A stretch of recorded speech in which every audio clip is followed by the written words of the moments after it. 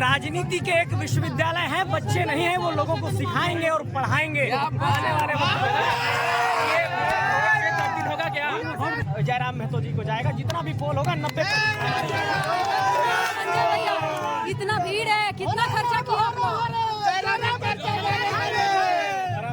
ये झारखंडी जनमानस का जनसैलाब है। हम लोगों ने कोई खर्च नहीं किया है, पूरा झारखंड आज यहाँ पर पहुँचा हुआ है। वृद्ध बनाएंगे, कैसे रोजगार देंगे, ये लड़ाई इस बार। मोदी सरकार तो बोल रहे थे इस बार 400 का नारा दे। नारा देने से क्या होगा? 400 होगा क्या?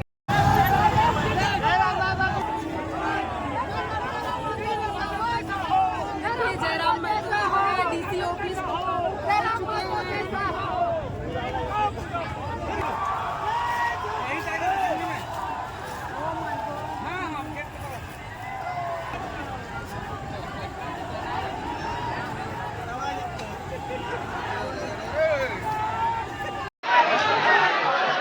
देखिए दमयंती दीदी आई हुई हैं। दमयंती दीदी, आप इतना दूर से आए रांची लोकसभा से, इस भीड़ के लिए क्या कहना चाहिएगा?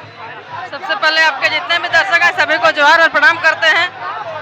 आज की ये जो भीड़ है, लोगों की जयराम दादा के प्रति लोगों की लोकप्रियता है कि उनके समर्थन में इतने सारे लोग आए हुए हैं। करना में था, आज तक लोगों को लगता था कि सांसद के लिए बहुत ज्यादा पूंजी की आवश्यकता है, बहुत ज्यादा उम्र दराज होने के बाद ही कोई सांसद लड़ सकते हैं। लेकिन जयराम दादा ने ये साबित कर दिए कि 30 साल 28 साल के युवा भी अब राजनीतिक में आ करके इतने बढ़िया गरीब परिवार के लोग भी इस तरह लोग कहते हैं कि ये अभी बच्चा है, तो बच्चा का पावर दिख रहा है ना, बच्चा को कितना कोई चाहने वाले हैं। पहले लोगों ने इस तरह से राजनेता लोग बना के रखे थे, बहुत ज्यादा उम्र के बाद ही लोग सांसद में नॉमिनेशन कर उम्मीदवार बनते थे और इतने ज्यादा उम्र हो जाते थे, समर्थन में आए हुए हैं। कितना भीड़ होगा लगभग? यहाँ पे लाख से ऊपर है, लाखों से ऊपर है यहाँ की जनसैलाब और यहाँ की भीड़। आज लगभग 15-20 हजार लाख में आप इसका गिनती नहीं कर सकते हैं। गाड़ी 2000 से ऊपर है, तो इतना खर्चा किए? खर्चा कोई दादा नहीं किए हैं, सब कोई अपने से लगा करके आए हैं। यही तो है टाइगर दादा के समर्थन में। आज तक लोगों में लगता था कि जिसके पास पैसा है वही कर सकता है, लेकिन यह इतिहास में पहली बार आजाद भारत में हो रहा है कि जिसके पास पैसा नहीं है, किसान मजदूर का बेटा एक लोकसभा का उम्मीदवार बन सकता है, लोकसभा का सांसद बन के दिखा सकते हैं। यह इतिहास में पहली बार होने वाला है। इस भीड़ से लग रहा है कि जीतेंगे। जीत हम लोग का तय है, दूर तक कोई विपक्षी नजर नहीं आ रहे हैं, हम लोग का जीत तय है। और इतने ज्यादा लोगों के बीच में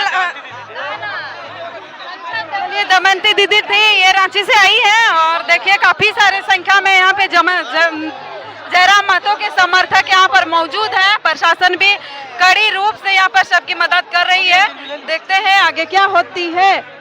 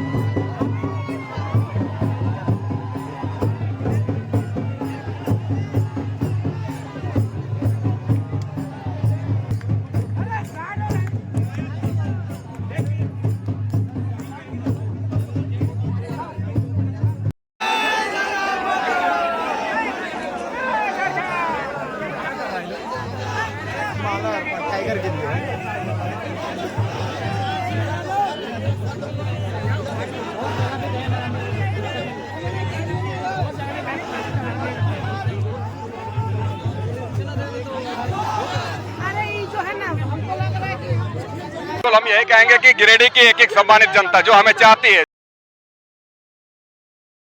कहना चाहते हैं कि वो जयराम को वोट करे, जयराम को सपोर्ट करे। आप गिरिडीह की जनता को बोल रहे हैं, लेकिन आप जी बिल्कुल, तमाम लोग, हमने हमेशा ही कहा है कि जो भी व्यक्ति की बात करता है साधारण झारखंड की राजनीति में इतिहास बना सकते हैं।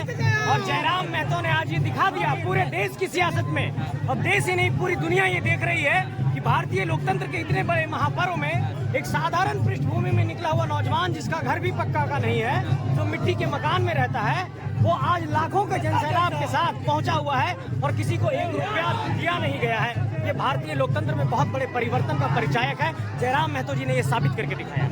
क्या ये जयराम जी अभी बच्चे हैं? जयराम जी राजनीति के एक विश्वविद्यालय हैं, बच्चे नहीं हैं। वो लोगों को सिखाएंगे और पढ़ाएंगे आने वाले वक्त में।